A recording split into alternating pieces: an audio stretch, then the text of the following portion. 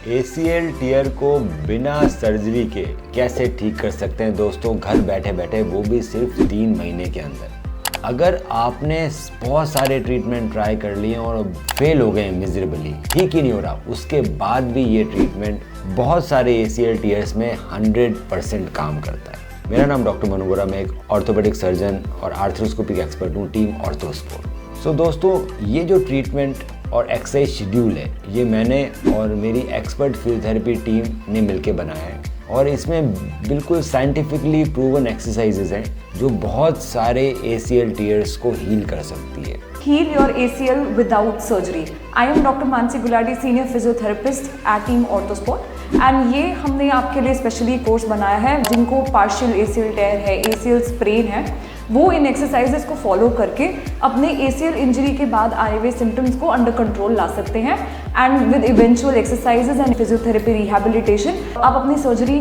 की नीड को भी अवॉइड कर सकते हैं।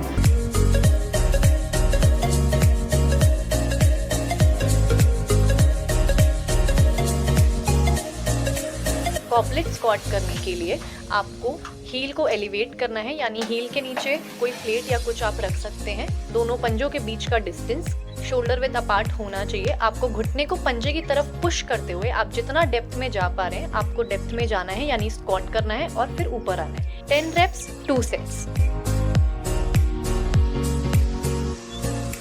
एलिवेटेड हील रेस करने के लिए आपको एक स्टेपर लेना है, दीवार के अगेंस्ट यानी वॉल के सामने खड़े होना है। आपका पंजा स्टेपर पे होना चाहिए और हील स्टेपर से बाहर होनी चाहिए। आपको अपने नी को प्रेस करके रखना है, यानी घुटना बेंड नहीं होना चाहिए। पूरा हील को नीचे ड्रॉप करना है और पूरा हील रेस करना है as high as possible. Complete heel drop and complete heel raise. 10 reps 2 sets।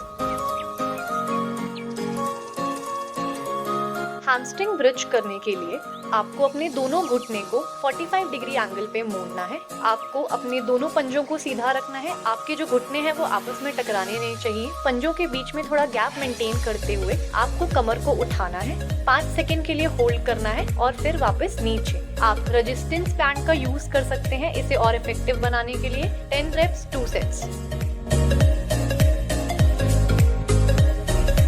Step up करने के लिए आप एक स्टेपर का यूज कर सकते हैं। 4 से 6 इंच की स्टेपर की हाइट आप रख सकते हैं। आपका जो इंजर्ड यानी इफेक्टेड लेग है उसे आपको स्टेपर के ऊपर रखना है। पीछे वाले पैर को नीचे जमीन पे रखना है। आपका जो घुटना है वो बेंड होना चाहिए। आप पैर को सीधा करते हुए यानी घुटने को पीछे की तरफ प्रेस करते हुए दूसरे वाले नॉन इंजर्ड लेग को अपने चेस्ट की तरफ उठाना है और देन वापस उसे पीछे रखना है। 10 reps 2 sets। लोडेड क्लैम्पशेल्स करने के लिए आपको एक रेजिस्टेंस बैंड लेना है जिसे अपने घुटने के ऊपर यानी अपना जहां इनिशिएशन ऑफ थाई है वहां पे आपको बांधना है। आपको अपने अनइफेक्टेड लेग पे, नॉन इंजर्ड लेग पे खड़े होना है। आपका जो इंजर्ड लेग है उसे आपको बेंड करना है और आपको अपने घुटने को और अपने लेग को बाहर की तरफ पुश करना है। मेक श्योर आप अपने हिप को टिल्ट ना करें। 10 reps 2 sets। स्टेप 1, आप अपनी MRI रिपोर्ट मुझे व्हाट्सएप करें। स्टेप 2, मैं आपकी MRI रिपोर्ट को डिटेल में स्टडी करके बताऊंगा कि क्या हम आपको बिना सर्जरी के ठीक कर सकते हैं या फिर हमें सर्जरी करने की ज़रूरत है और आपके नी में ACL के अलावा और क्या क्या समस्याएं हैं और उसे हम कैसे ठीक कर सकते हैं। स्टेप 3, जब आप मुझसे मिलने आएंगे तो मैं आपके नी का डिटेल्ड फिजिकल एग्जामिनेशन करूँगा।